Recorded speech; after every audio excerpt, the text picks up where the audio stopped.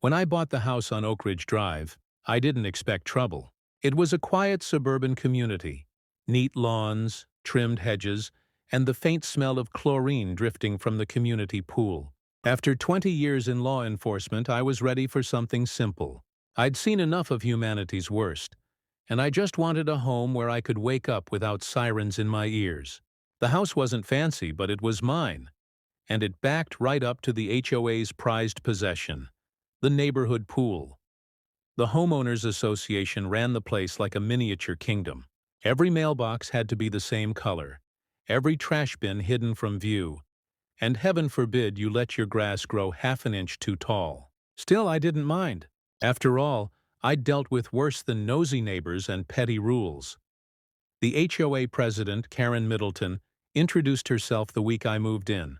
She was exactly the kind of woman you'd expect in charge of an HOA. Sharp haircut, oversized sunglasses, and a permanent air of disapproval. She handed me a thick packet of regulations before I'd even unpacked my boxes. Her smile didn't reach her eyes as she said, "We take pride in maintaining standards here." Standards, as it turned out, meant control. Karen was in everyone's business. Who parked on the street, who painted their door, who dared to host a barbecue after 9 p.m. But I didn't push back. I nodded, smiled, and thanked her for the welcome packet. The first few weeks were quiet. I spent my mornings jogging, my afternoons working around the house, and my evenings by the pool. The HOA pool was technically community property. But since my backyard gate opened right onto it, it felt like my own little escape. Few people used it during the weekdays, and I enjoyed the solitude. Then, one Saturday afternoon, the peace shattered. I was floating in the pool, letting the sun bake away the tension from a long week. My badge sat locked in the glove box of my truck. No one here knew I was the county sheriff, and I preferred to keep it that way. Sometimes people act differently when they find out. That's when I heard it. The unmistakable sound of entitlement wrapped in a teenager's voice. A male voice, sharp, nasal, dripping with arrogance. "You can't be here." I turned my head slightly, squinting toward the entrance gate. There he was, a lanky kid with a mop of blonde hair, wearing designer sunglasses and a smug grin. He looked about 17, but his posture screamed that he'd never been told no in his life. He was flanked by a group of friends. Loud, obnoxious, and clearly impressed by whatever show he was about to put on. I didn't respond right away. Maybe he was joking. Maybe he thought he was funny. But he wasn't. He strutted toward me like he owned the pool. "You!" "Yeah, you. This pool is for residents only." I blinked at him, calm but curious. "Residents only?" I'd just paid HOA dues that could have funded a small country. My name was on the deed. If anyone was allowed to be here, it was me. The boy crossed his arms, impatient. "Did you hear me? You need to leave before I call security." His friends snickered behind him. Still, I said nothing. My years on the job had taught me that silence could be more effective than any argument. And sure enough, it got under his skin. "I'm serious," he barked, puffing out his chest. "My mom runs the HOA. That means I can have you banned for trespassing." Ah, that explained it. This was Karen Middleton's son. I'd heard she had a boy who just graduated from some expensive prep school and was finding himself for the summer. Apparently, finding himself meant terrorizing anyone who didn't kiss his mother's ring. He stormed closer, his voice rising with each word. "Don't make me call her. You're not supposed to be here." I finally sat up in the water, slow and deliberate. He expected a reaction. Anger, defensiveness, maybe an apology. Instead, I gave him nothing. Just a steady look that made his confidence waver for the briefest second. Then, like clockwork, Karen herself appeared. She swept through the pool gate in a wide-brimmed hat and an air of exaggerated urgency, as though responding to a crime scene. Her son immediately straightened up, triumphant. "There," he said, pointing at me. "Told you someone was trespassing." Karen placed her hands on her hips and fixed me with a look that could curdle milk. "Excuse me," she began, her tone dripping with authority. "Residents are required to sign in before using the pool. May I have your name and address, please? I told her calmly. The moment the address left my mouth, I saw the flicker of confusion cross her face. She hesitated, just long enough for her son to notice. Wait, he said, frowning. He lives here? Karen forced a smile, thin and brittle. Well, I wasn't aware we had a new homeowner. I apologize for the misunderstanding. The apology was more of a formality than anything genuine. Her eyes were cold, calculating. She wasn't sorry. She was embarrassed, but her son wasn't ready to back down. Mom, he was in the pool. Karen shot him a glare that could silence thunder. That's enough, Tyler. He scowled but obeyed. For now. I got out of the pool, grabbed my towel, and started to leave. But I could feel their eyes burning into my back. Something told me this wasn't over. As I reached my gate, I heard Karen's voice again. Quiet but sharp. We'll have to keep a closer eye on this one. I didn't turn around. I just smiled to myself, because if there was one thing I knew from experience, it was that people like Karen always overplayed their hand. And when they did, I'd be ready. After that awkward confrontation at the pool, I thought the situation would fade away quietly. Maybe Karen would realize her mistake, have a word with her son, and move on. After all, misunderstandings happen, and I wasn't the type to hold a grudge over a teenage outburst. But this was no ordinary neighborhood, and Karen Middleton was no ordinary neighbor. In the following days, the air around Oak Ridge Drive began to change. It wasn't anything obvious at first, just small things, subtle reminders that someone was watching. A folded notice slipped under my front door about community decorum. An email from the HOA reminding residents of proper pool attire. A few suspicious glances from neighbors I barely knew, as if they were trying to decide whether I was the villain of some rumor they'd just heard. It didn't take long for the pieces to come together. Karen and her son, Tyler, weren't content to leave things alone. That day by the pool had bruised their pride, and rather than accept it, they'd turned it into a crusade. According to them, I wasn't a friendly new neighbor at all. I was an outsider, a rule breaker, someone who didn't belong. By the end of the week, I received my first official HOA violation notice. It was printed on crisp paper with the HOA logo at the top and signed by Karen herself. The accusation? Unauthorized use of the community pool. I almost laughed. It was so absurd it felt like a prank. The letter claimed that I had failed to register as a pool user and had accessed HOA facilities without prior approval. It even included a $100 fine, payable within 10 business days. Most people might have panicked, but I'd seen enough manipulation tactics in my years as sheriff to recognize one when I saw it. This wasn't about rules. It was about control. Karen wanted to send a message. She wanted me to submit, to play by her version of the rules. I didn't take the bait. I didn't pay the fine, and I didn't respond to her email. Instead, I filed the notice neatly in a folder labeled Documentation. Experience had taught me that people like Karen loved to escalate, and when they did, every record mattered. A few evenings later, I noticed something strange.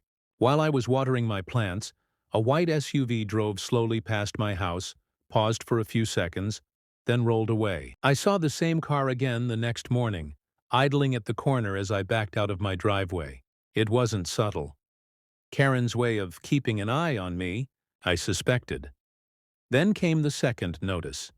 Yard maintenance violation. According to Karen's report, my hedges were half an inch taller than regulation height. The fine this time was $75. I had trimmed those hedges just 3 days earlier. The measurement was nonsense, and we both knew it. The timing of everything was too deliberate to ignore. The pool incident had sparked something in Karen and her spoiled son. It wasn't about community standards anymore. It was personal. They wanted me gone. Tyler, meanwhile, seemed to enjoy every second of it. He'd started showing up at the pool more often, usually when I was there. He would make a point of standing near the edge, talking loudly about how some people think they own everything, or don't follow the rules. His friends would laugh, and they'd all glance my way like they were daring me to react. I never did. Because in my line of work, you learn that arrogance feeds on attention. Deny it, and it starves. But Karen didn't starve easily. A week later, I came home to find a bright orange notice taped to my front door. This one was bold and unmistakable. Final warning: HOA enforcement action pending. Webb claimed that I was in violation of multiple community policies and that further noncompliance would result in legal escalation. The notice also mentioned that the HOA board would be reviewing my conduct at the next meeting. Conduct. That was their new angle. It was clear now. Karen wanted to humiliate me publicly. She wanted to drag my name through the mud in front of the whole neighborhood. The next HOA meeting was scheduled for a Thursday evening at the community center. I'd never attended one before, not because I didn't care, but because I hadn't needed to. Yet this time I marked the date on my calendar. In the days leading up to it, I gathered everything: the violation letters, the fines, the emails, and even a few photographs I'd quietly taken of Karen's son breaking the very pool rules she claimed to enforce. I knew this wasn't just about me anymore. If she was bold enough to come after a homeowner who followed the rules, what was she doing to everyone else? When the day of the meeting arrived, the parking lot was already full. Word had spread, as it always does in neighborhoods like this. People whispered in small groups, curious to see what drama would unfold. Inside, the atmosphere was thick with tension. Karen sat at the head of the table like a self-appointed monarch, gavel in hand and smile rehearsed. Tyler sat near the front, slouched in his chair, a smug look plastered across his face. The meeting began with routine agenda items: landscaping budgets, parking complaints, noise violations. Then, finally, Karen cleared her throat and announced, "The next topic concerns ongoing issues of rule violations and unauthorized use of HOA property." All eyes turned toward me. I didn't flinch. I simply waited, calm and silent, as she began to read from her notes. Her tone was measured but gleeful, dripping with that self-righteous authority she wielded like a weapon. She painted me as a serial offender, someone who disregarded community guidelines and disrespected the rules everyone else followed. She mentioned the pool, the hedges, and my uncooperative attitude toward the HOA board. When she finally finished, she asked if I had anything to say in my defense, and that's when I stood up. The room went quiet.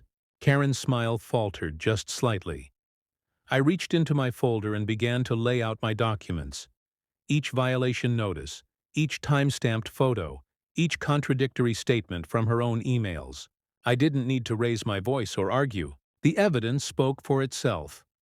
I explained calmly and clearly that every accusation was baseless, that I had followed every rule, paid every due, and maintained my property to the letter of the bylaws. Then, for good measure, I reminded everyone present that I wasn't just a homeowner, I was also the county sheriff. The reaction was immediate. Gasps, whispers, eyes darting from me to Karen, who suddenly looked pale and stiff. I didn't flash my badge. I didn't need to. The room understood. Karen stammered, trying to regain her composure, but the tide had turned. Board members exchanged uneasy glances. One even suggested that perhaps further review of the complaints was necessary before any action could be taken. The meeting adjourned shortly after, and Karen left without a word. As I walked back to my car that night, the cool air felt different, lighter somehow. The neighborhood that once seemed hostile now watched me with newfound respect. But deep down, I knew Karen wouldn't give up that easily, because people like her never did. And her son? He was just getting started. After the HOA meeting, things in Oak Ridge Drive grew uncomfortably quiet, the kind of silence that only comes before a storm. Karen Middleton, stripped of her usual smugness in front of the board, hadn't taken the public embarrassment well. Her forced composure at the end of that night was only a mask, and beneath it, I could tell something ugly was brewing. It started small, as these things always do. A few subtle inconveniences here and there. My trash pickup mysteriously missed for 2 weeks in a row. HOA newsletters conspicuously omitting my name from community event invitations, and a few passive-aggressive notes taped to my mailbox about keeping the neighborhood safe from outsiders. The wording was careful, anonymous, but the handwriting told me everything I needed to know. Karen was regrouping. She wasn't finished. She was simply changing her tactics. Her son, Tyler, on the other hand, didn't bother with subtlety. He thrived on attention, and humiliation only made him more reckless. After his mother's failed attempt to discredit me at the meeting, he made it his personal mission to provoke me in any way he could. The first act of retaliation came one night in late June. I returned home from a long shift to find my backyard, gate wide open and the pool littered, with trash, soda cans, fast food wrappers, and what looked like someone's muddy shoe prints smeared along the edge.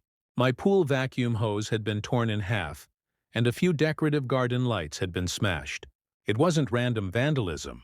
It was deliberate, mocking, and meant to get a reaction. I didn't call it in officially. Not yet. As sheriff, I knew the moment I put something on record, it would escalate into a legal confrontation.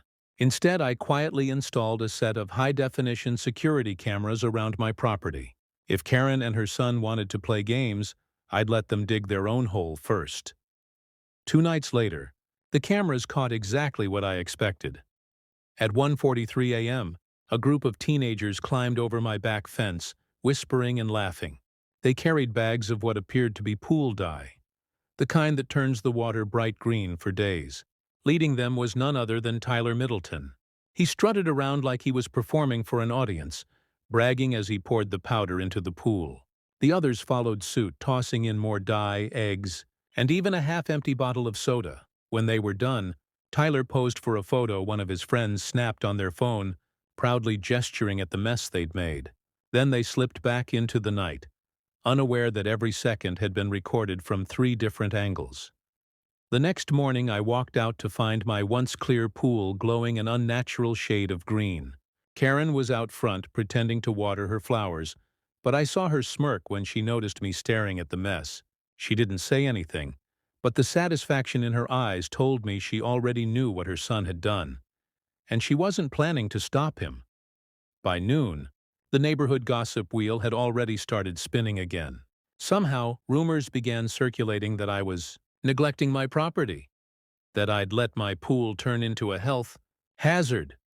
Karen even sent out a mass email through the HOA warning residents about unsanitary conditions and concerns for children's safety. She was bold, I'll give her that, but she was also sloppy. That evening, I called a quiet meeting at my office. I invited one of my deputies, along with a community liaison officer who handled local disputes. I showed them the footage. There was no ambiguity. Tyler was caught red-handed, trespassing, vandalizing, and destroying property. The next morning, I filed an official report. The fallout came fast. By mid-afternoon, a patrol car pulled up in front of the Middleton residence. The flashing lights drew half the neighborhood out onto their lawns. Karen rushed out immediately, her voice raised, trying to assert control over the situation. But the deputy on scene was calm, professional, and unwavering. Tyler stood behind her, pale and stammering, realizing for the first time that this wasn't a game. The officers didn't arrest him, he was still a minor, but they issued a formal warning and a citation for vandalism and trespassing. His name was now part of a record, and in a town like ours, that record carried weight. That evening, I sat on my back porch, watching the sunset reflect off the faintly green-tinted water. I knew it would take a few days for the pool to clear, but I didn't mind. I'd waited longer for justice before. Karen, however, wasn't content to let the law have the last word. She doubled down. The next HOA newsletter, distributed just 3 days later, was almost laughably transparent. It contained a new rule. Effective immediately, all pool access privileges will require pre-approval from the HOA president. That meant me. Despite being a dues-paying homeowner, I was now required to request permission every time I wanted to use the pool in my own backyard. It was petty, vindictive, and likely unenforceable. But that wasn't the point. The point was to make my life difficult. Neighbors began to avoid me, unsure of which side they should be on. Some whispered apologies when Karen wasn't looking, but most just looked away. That's how people are in HOA neighborhoods. They fear the social cost of defiance more than the injustice itself. Still, I stayed patient. I'd dealt with worse bullies in my time. Men who hid behind uniforms, badges, and money. Karen and her son were just a different breed of the same kind. And like all bullies, they believed they were untouchable until the consequences finally reached their door. It didn't take long. A week later, my deputy called to inform me that another complaint had been filed. Not against me this time, but against Tyler. Apparently, one of his so-called friends had shared the footage of the pool incident on social media. It had gone viral locally, exposing his antics to classmates, parents, and the wider community. The video spread fast. The sheriff's troublemaking neighbor had a name now, and everyone saw him for what he really was. Karen's grip on the HOA began to crumble. Several board members called for a special meeting to discuss leadership concerns. Her credibility, once absolute, was slipping through her fingers. But that's when she made her biggest mistake yet. Late one Friday evening, I came home to find something new taped to my door. It wasn't a fine or a violation notice this time. It was a formal notice of property review. The HOA was alleging that my home no longer met community standards and would be subject to inspection. The document threatened potential fines, liens, or even forced compliance orders. Karen had gone too far. I stood there for a long time, staring at the paper, the cool night breeze brushing against it.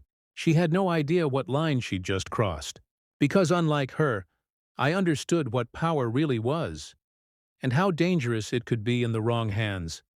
If she wanted to make this personal, I'd stop treating it like a neighborly dispute. It was time to remind the Middletons exactly who they were dealing with. The notice on my door was the last straw. For weeks, Karen Middleton and her spoiled son had tested the limits of my patience, but a property review, an attempt to fine, threaten, and intimidate me into submission, crossed into dangerous territory. I had played it calm, professional, and quiet long enough. Now it was time to push back. Not with anger or revenge, but with precision and truth. I'd learned long ago that people like Karen thrived on power others gave them. Her authority wasn't real. It was built on fear, gossip, and compliance. The moment someone challenged that illusion, it crumbled fast. That weekend, I gathered everything. Every letter, every notice, every HOA warning she'd sent since I'd moved in. I organized them chronologically, noting inconsistencies, fabricated rule citations and signatures that looked suspiciously copied. Then I compared her recent property review notice with the HOA bylaws themselves. The results were interesting, to say the least. The HOA rules clearly stated that any property inspection required board approval and written notice delivered via certified mail. Karen had done neither. The notice she taped to my door was completely unauthorized, illegal under her own regulations. It wasn't just petty harassment anymore. It was fraud under the guise of authority. I'd also noticed something else. The HOA's financial statements, publicly available to all homeowners, hadn't been updated in nearly 8 months. That was odd. According to state law, HOA boards had to make their expenditures transparent to members every quarter. Missing reports meant missing money, and missing money usually meant someone was hiding something. I spent Sunday digging deeper. A quick call to the county clerk's office confirmed what I suspected. The HOA had filed a few maintenance contracts under Karen's leadership. Landscaping, cleaning, community improvements. But several of the vendors listed didn't exist. They were shell companies, fake names, ghost invoices. Karen wasn't just abusing her authority. She was using the HOA as her personal piggy bank. I'd seen plenty of power-hungry people in my career. Politicians, developers, even other officers. But there was something especially rotten about someone exploiting their neighbors under the pretense of keeping the community nice. So I made a plan.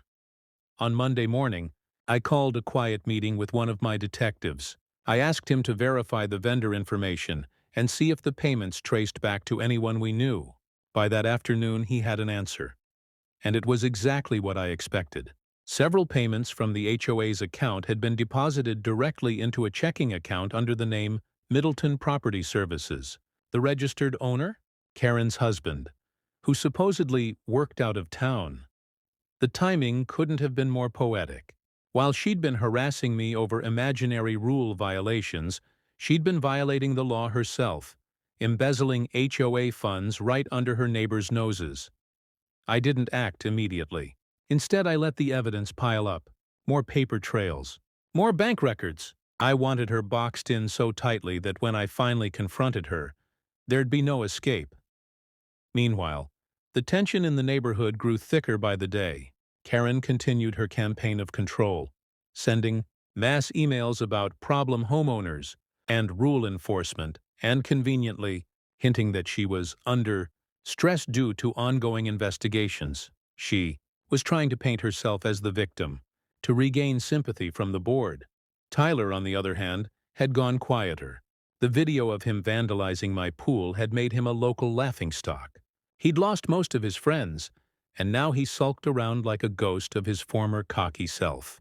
But every time he saw me, I could still sense the resentment simmering behind his eyes. It was only a matter of time before that resentment turned into something reckless again. By the end of the week, my investigation was complete.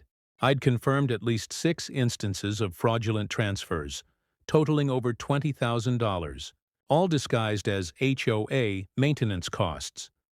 I compiled the evidence into a detailed report and forwarded it to the county's Property Fraud Division.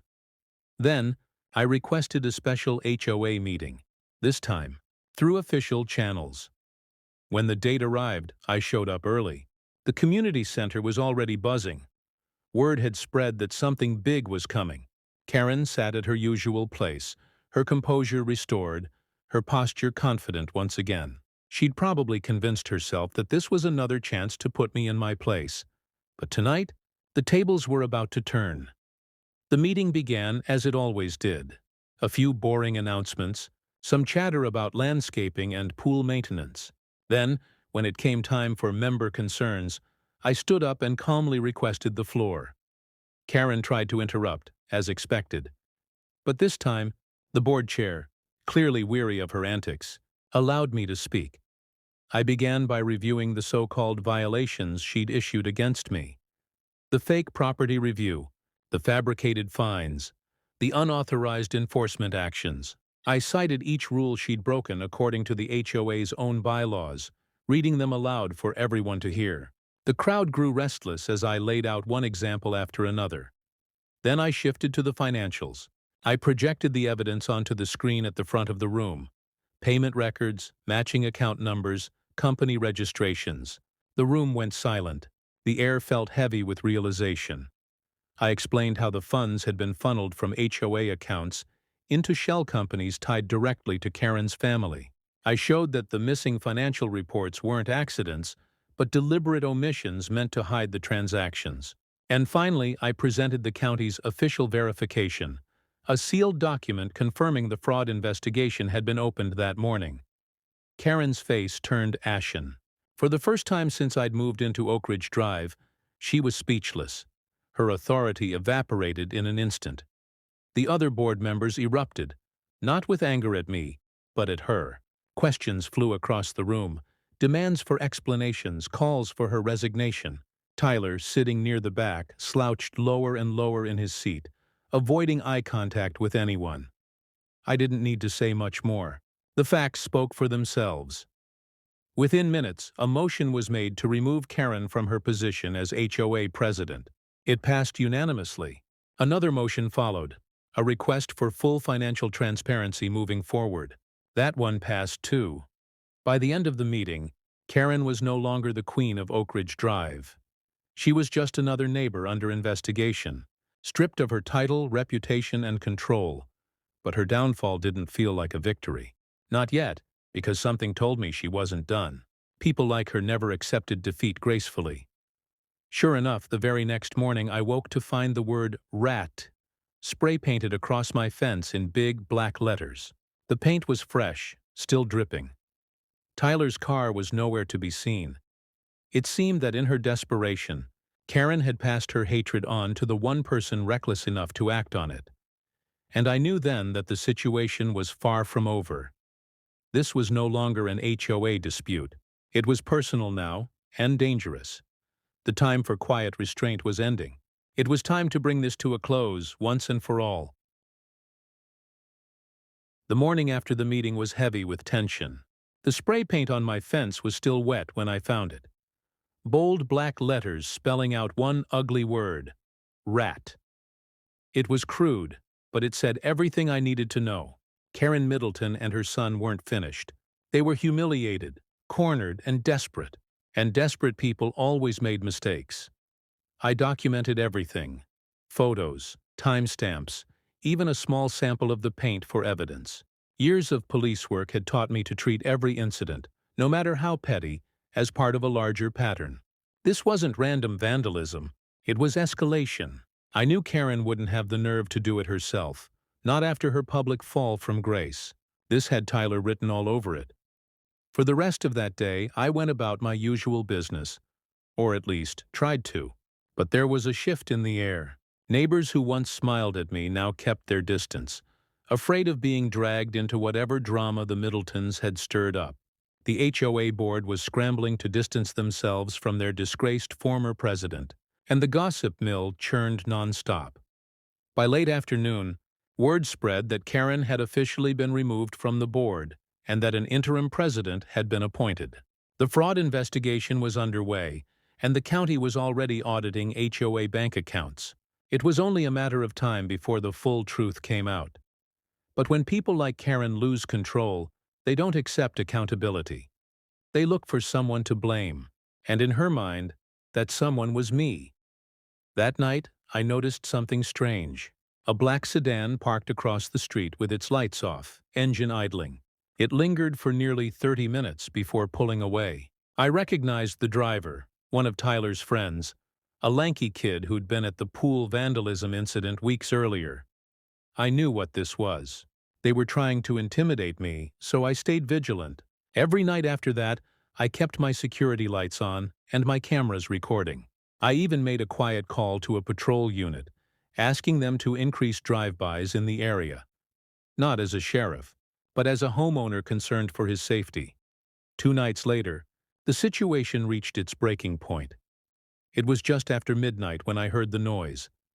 The unmistakable sound of glass shattering. I was out of bed and moving before my mind even caught up. Years of training kicked in. I grabbed my flashlight, my firearm and my badge from the nightstand, and moved toward the back door. Through the window, I saw movement near the pool.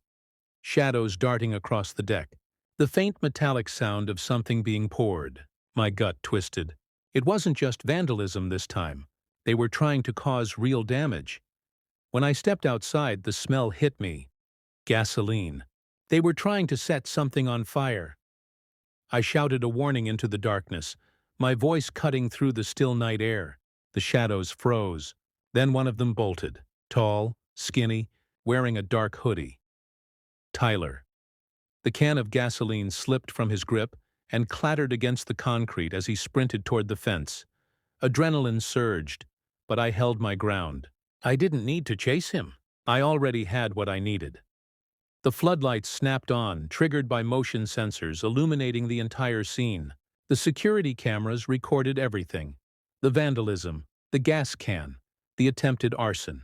Tyler's face was clear as day. Within minutes, the sirens arrived. I hadn't even needed to call them. One of my deputies had been doing a drive-by when he saw the flames flicker. Tyler hadn't managed to ignite anything, but the damage was enough.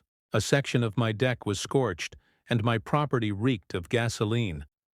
The deputy detained Tyler just a few houses down, where he'd tripped and fallen trying to escape. Karen arrived moments later, hysterical and screaming, trying to pull him away from the officers. But it was too late. The situation had spiraled far beyond her control. Tyler was taken in for questioning, not as a juvenile prankster this time, but as a suspect in an attempted property destruction case. Karen followed, shouting about conspiracies and corruption, insisting that I was framing her son to get revenge. I didn't respond. I didn't need to. The next morning, the neighborhood was buzzing again, but this time the whispers weren't about me. Everyone knew what had happened. The security footage had been shared with the board and the investigators. Tyler had been caught red-handed. Karen's last shred of credibility was gone. She tried to spin the story, of course. She claimed her son was set up, that someone had doctored the footage, and that I had used my position as sheriff to harass her family. But the evidence was overwhelming. The gas can had Tyler's fingerprints. The video showed his face, his shoes, even his watch. The same one he'd been flaunting on social media just days earlier. By midweek, the district attorney's office filed charges. Tyler was officially facing juvenile probation, community service, and mandatory counseling. The investigation into Karen's embezzlement continued, and new evidence surfaced. More fake invoices, more missing funds. The power dynamic in the neighborhood shifted overnight. The same people who had once bowed to Karen's authority now crossed the street to avoid her. The HOA board, embarrassed and angry, issued a public apology to the residents for the leadership misconduct and promised reforms. For the first time since I moved into Oak Ridge Drive, peace began to return. The harassment stopped. The threatening glances disappeared. The trash under my gate stopped appearing. Even the gossip faded, replaced by something else. Quiet respect. But for me, it wasn't about respect. It was about closure. I'd seen plenty of people like Karen and her son before. People who believed rules existed for everyone but them. They wore entitlement like armor, thinking it would protect them from consequences. But life and the law had a way of catching up. A few weeks later, I saw the moving trucks arrive. Karen stood in her driveway, barking orders at the movers while avoiding everyone's eyes. Tyler was nowhere in sight. Word was he'd been sent to live with relatives in another state to get a fresh start. By the end of the day, the Middleton house was empty. The for sale sign went up the next morning. That night, I stood on my back porch, looking out at the pool that had started all of this. The water shimmered quietly under the porch light, calm and still. It was strange how something so simple, a quiet afternoon swim, had turned into months of chaos, but that's how it always went with people like Karen. The smallest thing, and a moment they couldn't control, became an obsession, and when they couldn't win, they burned everything down around them trying. For the first time in months, I felt real peace. The air was cool, the night was quiet, and there was no sound of engines idling on the street. The Middletons were gone. The HOA was finally under honest management. The neighborhood was healing, and I could finally enjoy my home and my pool without looking over my shoulder. Still, as I turned off the porch light and headed inside, I couldn't help but think about how close things had come to disaster. If I hadn't caught Tyler in time, if that gas had ignited, the outcome could have been much worse. It reminded me that beneath the calm surface of suburban life, danger can hide in the most unexpected places. All it takes is one person, one spark, to set it off. But as sheriff, I'd seen enough fires to know how to put them out before they spread. And this one, at last, was truly extinguished. The quiet that settled over Oak Ridge Drive after the Middletons moved out was unlike anything I'd experienced since buying that house. It wasn't just the absence of Karen's sharp voice echoing across the neighborhood, or Tyler's entitled laughter at the pool. It was the sense of relief that came from knowing the storm had finally passed. For months, this neighborhood had been a battleground of control, ego, and petty power. But now it felt like the air itself had cleared. Karen's departure wasn't graceful. She left in a fury, angry at the world for daring to hold her accountable. The moving trucks came early one morning, and by nightfall, her house stood empty, its windows dark and uninviting. Neighbors watched from behind curtains as the queen of the HOA packed her kingdom into cardboard boxes. Nobody helped. Nobody said goodbye. Within a week, the house went on the market. Rumor had it that the listing agent couldn't keep up with all the questions about why the previous owners had left so suddenly. The official story, of course, was relocation for personal reasons. But Oak Ridge Drive had a long memory. Everyone knew the truth. The investigation into Karen's embezzlement dragged on for several more weeks. I kept my distance, letting the county handle it. My part was done. The evidence had spoken for itself. Eventually, the report came back confirming what I'd uncovered. Over $30,000 of HOA funds had been siphoned into personal accounts belonging to Karen and her husband. It was textbook fraud, dressed up as community improvement. Criminal charges were filed. Fines, restitution, and probation followed. There wouldn't be jail time. People like Karen rarely faced that kind of justice, but she lost everything that mattered to her. Her reputation, her influence, and the illusion of control she'd built her identity around. Tyler's case was handled quietly through the juvenile system. He was sentenced to community service and counseling, along with a year of probation. I never saw him again after that night. From what I heard, he was sent to live with an uncle out of state to get a fresh start. Maybe that was for the best. Maybe this was the wake-up call he needed before his arrogance turned into something worse. As for the neighborhood, the ripple effects of the Middleton scandal were deep and lasting. The HOA board underwent a complete overhaul. The interim president, a mild-mannered accountant named Mrs. Larkin, took over with a focus on transparency and fairness. She pushed through reforms that should have been there all along: open meetings, published budgets, and rotating committee leadership. For the first time in years, the homeowners actually had a say in how their community was run. Neighbors began to come out of hiding. The same people who once avoided eye contact now stopped by to talk during their evening walks. A few apologized for believing Karen's lies. Others simply thanked me for standing my ground. I didn't hold it against them. Fear can make good people silent, and Karen had ruled this place through fear for a long time. By late summer, the pool was busier than ever. Families, kids, and retirees all shared the space peacefully. The laughter that once grated against Karen's rules now felt like proof that normal life had returned. One Saturday morning, I sat in my usual spot by the pool with a cup of coffee, watching the sunlight ripple across the water. It struck me how strange it was that something so simple, a pool, a shared community space, could become the spark for such chaos. All because one woman couldn't stand the idea of someone existing outside her control. It reminded me of something I'd seen too many times as sheriff: how power, even the smallest kind, reveals character. Give a person authority over something, a neighborhood, a title, a rule book, and you find out who they really are. Karen had used her position to feed her ego and protect her pride. And in the end, that pride was what destroyed her. I thought back to the first day I met her.